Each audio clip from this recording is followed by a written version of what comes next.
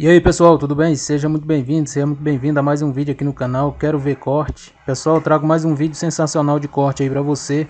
Mas antes de continuar, já te peço aí que se inscreva no canal, se ainda não é inscrito, deixe seu like abaixo desse vídeo aí pra motivar a trazer mais vídeo aqui pro canal. E ativa o sininho de notificações aí pra ficar por dentro das novidades aqui do canal. Então vamos aí para o corte. Enfim, o que acontece é que em 94, em 93, aliás, em 94 morre o Senna, em 95 o Você SBT... estava onde na morte do Senna? Você estava no... Em Imola. Você estava lá? Tava. Eu anunciei a morte dele, né? Como que foi? Porque eu estava em casa, eu lembro, era um domingo e tal. Inclusive a frase que eu usei, as pessoas lembram até hoje, uma notícia que a gente jamais gostaria de dar, morreu Ayrton Senna da Silva. É porque quando acontece um acidente, ninguém sabe direito o que aconteceu. Onde você estava? Para você chega como a notícia? Olha, alguém está em campo? Aquele fim de semana, foi um fim de semana, isso, eu vou tentar resumir aqui, isso é um dos capítulos do livro, né? Mas enfim, foi o fim de semana mais diferente, mais nefasto de toda a história da Fórmula 1, porque na sexta-feira você teve o acidente do Roland Ratzenberger. Exatamente. Aliás, desculpe, na sexta-feira você teve o acidente do Rubens Barrichello. Ah, esse eu não sabia. Na sexta-feira você teve o acidente do Rubens Barrichello, um acidente extremamente grave. O Rubinho quase morreu, o Senna foi um dos primeiros a chegar no local do acidente, socorreu, ajudou a socorrer, foi no hospital visitar o Rubinho. No sábado morreu Roland Ratzenberger. Exatamente. Entendeu? E o próprio Senna me contou que ele não tinha morrido na pista. Que ele não tinha morrido no hospital, mas sim na pista, que ele morreu na pista. Aquilo abalou ele e tinha sido contado uma mentira, porque pela lei italiana, quando acontece o que eles chamam de sinistro, o evento tem que ser automaticamente suspenso. Então a corrida que vitimou Ayrton Senna não poderia ter sido realizada, porque o evento deveria ter sido suspenso. Se seguisse a lei... o Senna me contou isso. Se seguisse a lei, ele não teria morrido. O Senna me contou, olha, Sabrina, eu vou te contar, você não pode falar, eu respeitei isso. O Ratzenberger morreu na pista, não morreu no hospital, mas está sendo divulgado que morreu no hospital para possibilitar a realização do evento. O Senna não queria correr, estava muito abalado, porque ele se sentia sob pressão, pela falta de segurança dos carros da Fórmula 1 naquela época, pelo fato de ele ter lutado muito para ir para o Williams, e quando ele chega no Williams ele encontra um carro totalmente desequilibrado, e era difícil explicar para o público que o carro que no ano anterior tinha suspensão ativa e que nadava de braçada em relação aos concorrentes, era um carro pior que o do Schumacher, cuja Benetton estava burlando o regulamento. Estava burlando, usava artifícios tecnológicos não permitidos pelo regulamento. E era difícil para ele poder explicar tudo isso. Então ele estava profundamente assim abalado, foi obrigado a fazer mudanças no carro, improvisadas, porque ele não se sentia bem no cockpit, ele não estava confortável, por uma reunião de fatores. E o fato é que o Senna quase desistiu de correr naquele fim de semana por todos esses elementos, né? Então, ele chega a falar com outros pilotos, faz alguma reunião? Ele chega a falar, eles chegam a se reunir, mas aí, por uma questão contratual, decidem correr. Decidem que tinham que correr. Então você tem aquela célebre imagem dele que está totalmente contrariado. E contrariado também porque ele tinha um carro inferior ao do rival. No braço ele conseguia as pole positions. Ele não tinha marcado um único ponto, era a terceira corrida da temporada. Nas duas anteriores ele não tinha feito um único ponto. Ele tinha sido no Brasil, em Aida, no Japão. Ele tinha sido pole position, mas tinha quebrado. Entendeu? Tinha tido um acidente e tinha parado, né? Não tinha marcado o ponto. E ele estava se sentindo sob pressão. Então ele tinha sido pole position mais uma vez, mas ele tinha ali no retrovisor Schumacher arrojado, com um carro que não respeitava o regulamento, e era difícil para ele falar sobre isso. Era muito difícil.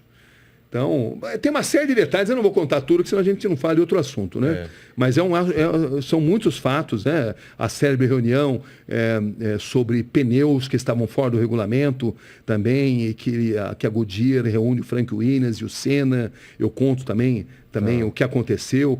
O fato é que a cabeça do Senna estava muito abalada, porque uma gambiarra tinha sido feita no carro, porque o carro era inferior e porque essa sucessão de acidentes tinha mexido com o emocional dele, né? O acidente gravíssimo do Rubinho, que por um triz não morreu na sexta, o acidente fatal do Roland Ratzenberger, enfim, era um piloto muito diferente daquele que a gente estava acostumado a ver e sob imensa pressão de vencer. Total. Porque patrocinadores pressionavam, a torcida pressionava, o mundo pressionava, porque ele era o melhor piloto. E ele não sabia como explicar, como falar para a opinião pública a situação que ele estava vivendo. Como é que ele vai explicar com um carro que no que ano era, passado no, era... Nossa, não dava nem graça, né? O Mansell ganhava e quase que podia parar o carro para tomar um cafezinho, né? Entendeu? Com a suspensão ativa. Pareciam duas fórmulas diferentes, né? A fórmula da Williams, com a suspensão ativa, que depois tinha sido proibida, né? Foi proibida. Quando foi proibido, o regulamento mudou.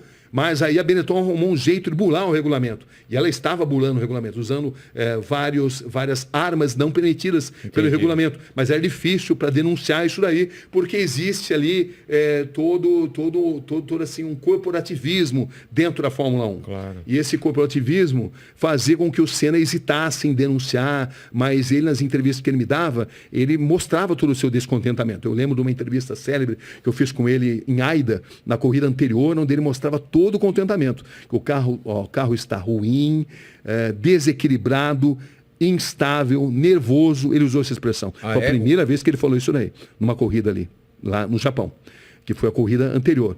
Então, era todo esse contexto que existia ali, né?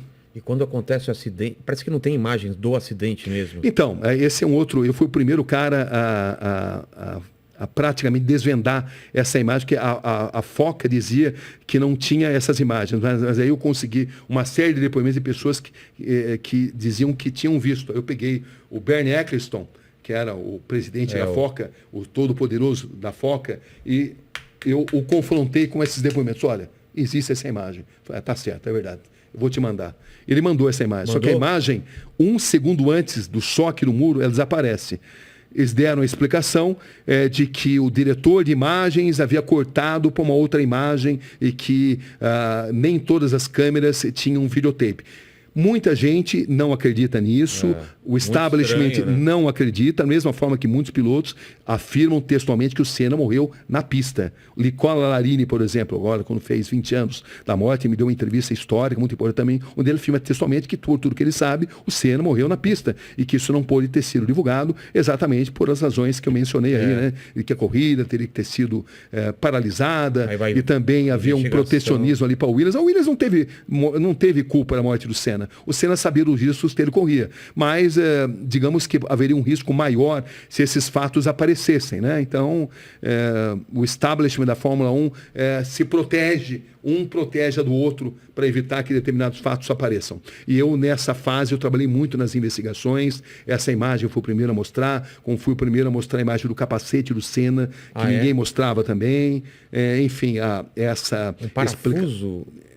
O braço da suspensão. O braço da suspensão, né? O braço da suspensão que se rompeu, exatamente porque o carro estava instável, o braço da suspensão se rompe e ele vai direto contra o muro da Tamburello, né? Uma cena muito estranha, era uma curva de alta velocidade, onde ele bateu numa altíssima velocidade, mas o Senna não tinha um ferimento no corpo, ele só tinha no cérebro, entendeu? Porque o braço da suspensão, quando se rompe, ele se transforma numa lança, que entra e sai do capacete, num diâmetro muito pequeno, um tamanho muito reduzido, e que o Senna teve má sorte, de outra forma ele teria saído andando dali, entendeu? Porque ele não tinha outros ferimentos no corpo. Não foi um impacto...